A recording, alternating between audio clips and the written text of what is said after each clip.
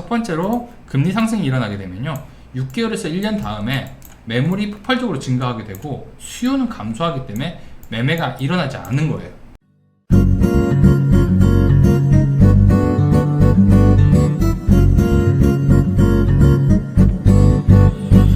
자, 첫 번째 주제부터 좀 이야기를 해드릴게요.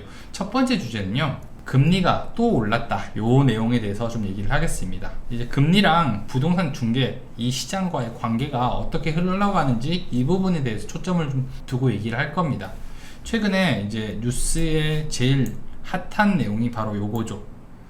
초유의 빅스텝이 온다. 자, 이게 한참 동안 되게 뜨거웠어요. 뜨거웠는데 이게 진짜 될까? 한 번도 저희는 빅스텝을 밟아본 적이 없었거든요. 근데 실제로 이 일이 일어났습니다. 결국에는 이 기사가 쏟아져 나오기 시작을 했죠. 자, 여기 보시면은 빅스텝, 한국의 빅스텝이 최초로 일어나가지고 기준금리가 2.25가 됐어요.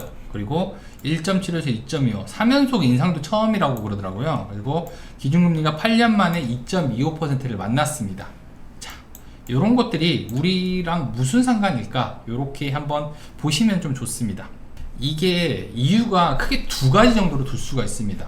요거를 좀 설명을 해드려야 될 것 같은데, 첫 번째가 물가 상승을 억제하는 이유고요. 그 다음에 미국 금리 인상이 두 번째 이유예요. 우리가 이렇게 금리를, 기준금리를 올려야 되는 이유가 이 두 가지인데, 첫 번째 물가 상승률 같은 경우는요, 지금 물가가 너무 많이 올라가고 있어요. 그러다 보니까 이렇게 물가가 올라가면 인플레이션이 생겨가지고 자본주의가 크게 망가질 수 있습니다. 자본주의라는 이 체제가 지금 현재 남아있는 것 중에서는 가장 우리가 완벽하다고 생각을 하는 주의인데, 사실 이게 완벽할 수는 없죠. 이론상 완벽할 수는 없기 때문에 결국에는 무너질 수 있는데, 인플레이션이 가장 위험한 거기 때문에 지금 뭐 경기가 둔화된다 뭐 이런 것들을 생각할 때가 아니다. 일단 금리를 올려서 물가 상승을 억제하겠다. 요게 이제 첫 번째 이유고요. 그 다음에 두 번째 이유가 바로 미국의 물가 지수예요. 미국이 금리 인상을 하게 되는데, 미국의 소비자 물가 지수를 한번 볼게요. 자, 요렇게 9.1%가 올라갔습니다. 소비자 물가 지수가. 이게 1981년 이후에 가장 높은 지수라고 보는데, 그때도 이렇게까지 높지는 않았을 거예요. 거의 10% 가까이 올라간 거잖아요. 그러면 이게 유지한다는 게 쉬운 일이 아니에요. 그래서 이제 이렇게 하고 있는 건데, 물가를 무조건 잡아야 돼요, 지금. 그래서 우리나라뿐만이 아니라 미국이라든지 전 세계에서 금리를 계속 올려가지고 그걸 잡고 있습니다.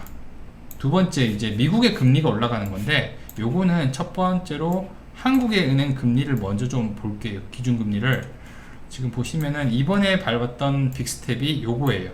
0.5%를 올린 거거든요, 기준금리를. 그런데 2.25예요. 여기 정도면 우리는 괜찮겠다라고 싶었죠. 많이 올린 거니까, 우리 입장에서는 진짜 많이 올린 거예요. 근데 미국을 보게 되면 좀 달라지는 거죠. 미국이 저번에 올렸을 때 자이언트 스텝이라는 걸 밟았거든요. 0.75를 한꺼번에 올렸어요. 그래서 1.75였어요. 우리가 2.25 되기 전에 1.75였으니까 금리가 똑같아진 현상이 생겨서 우리가 0.5를 올려가지고 선제적으로 올렸는데 2.25인데, 문제는 미국이 여기서 0.75는 거의 올릴 거다라고 생각을 하고 있는데 1%까지 올릴 수 있다라고 얘기하는 거죠. 자이언트 스텝 다음에 울트라 스텝이 남아있던 거예요. 울트라 스텝으로 해가지고 1.1%를 올리게 되면은 2.75가 돼요. 한 번에 2.75가 되면은 우리랑 금리 역전 현상이 바로 일어나는 거죠. 우리가 지금 2.25니까 0.5가 모자라요. 이렇게 되면은 미국으로 투자자들의 자본금이 다 계속 가게 됩니다. 그래서 우리 한국도 안 되겠다, 여기까지는 우리도 올리자 해서 3%까지 올리겠다고 얘기를 한 거예요. 이게 제가 얘기하는 게 아니라 한국은행 총재가 얘기를 한 겁니다. 한국은행 사상 빅스텝 밟은 다음에 여기 보시면은 당분간 금리 0.25씩 올려서 3%까지 올리겠다라고 얘기를 한 건데, 요게 뭐냐면은 우리가 금융위원회 회의가 있으면요, 이때 이제 대부분 올리는데 0.25씩 올리겠다고 얘기했는데 8월에 한 번 있고요, 10월에 한 번 있고 11월 요렇게 3번이 남아있으니까 0.25, 0.25, 0.25로 올리면은 연말에 3%가 가능하다라고 했는데, 아까 미국이 1%를 올리게 되면은 다음번에 0.25가 아니라 0.5가 올라갈 수도 있는 상황이기 때문에 금리가 좀 더 올라갈 수 있는 상황인 거죠. 이게 부동산 시장에 영향을 주는 게 굉장히 큽니다. 이제 하나씩 좀 설명을 해드릴게요. 자, 부동산 시장에서 집을 살 때 가장 먼저 생각하는 게 뭐냐면은 바로 집값이에요. 집값, 가격이죠.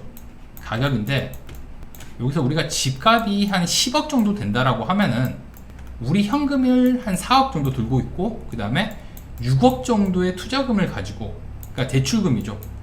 대출금을 가지고 투자를 합니다. 그래서 6억을 빌려요. 이게 만약에 6억을 빌렸을 때 3%로 빌린다라고 얘기를 할게요. 얼마 전까지만 해도 주택담보대출 금리가 3%대였으니까 3%로 하면은 한 달에 내야 되는 금액이요, 원리금 상환으로 했을 때 30년으로 원리금 상환으로 계산을 하면요, 한 달에 250만 원이 나옵니다. 근데 이게 6%가 되는 거잖아요. 만약에 그렇게 되면 얼마로 뛰어 오르냐면은 360만 원이 되는 거예요. 어우, 엄청 큰 거죠.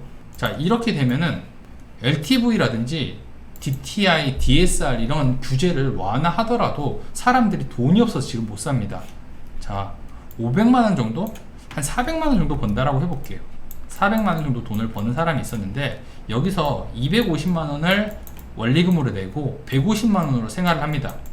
뭐 그럴 수 있죠. 왜냐면은 이 250만 원은 사실 원금이 포함되어 있기 때문에 적금 형태라고 생각할 수도 있어요. 돈을 모을 수 있거든요.